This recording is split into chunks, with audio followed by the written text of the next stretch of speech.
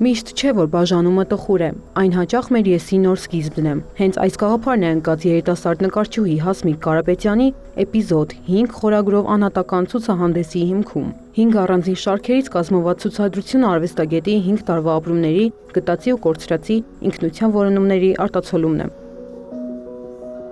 Ցուցահանդեսը բացվում է ճկվող տոպրակներից ստեղծված ակվարիումի ինստալացիայով, որպես մարդու ներքին սահմանափակումների եւ անհայտին ընդառաջ գնալու պատրաստակամության խորհրդանիշ։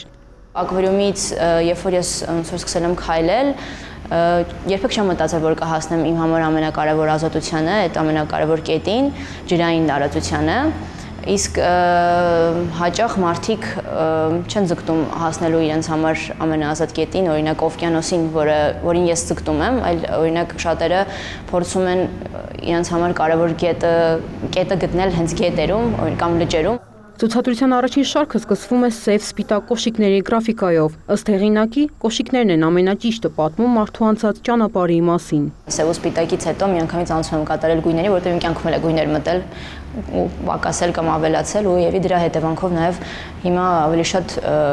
գույներով եմ ուզում աշխատել։ Կյանքի վայրիվերումների, տարբեր մարդկանց մեր կյանք մտնելու եւ դուրս գալու հոսքի մեջ Հասմիկի համար անփոխարինելի է մնում միայն իր արվեստանոցը։ Սկսում եմ անընդհատ ինչ-որ բանի շուրջ գաղափարներ մտածել, որ կարողանամ համ ստեղծագործեմ, համ էլ ինքս իմ մեջ գտնեմ այդ հանգստությունը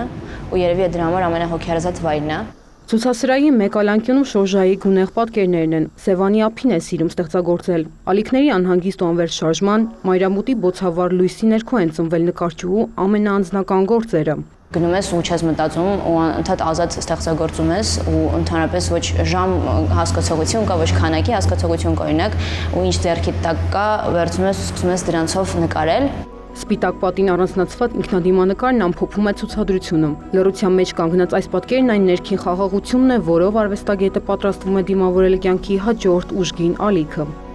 Հասմիկ Պողոսյան, Ռոմիկ Խաչատրյան, լուրերի համար։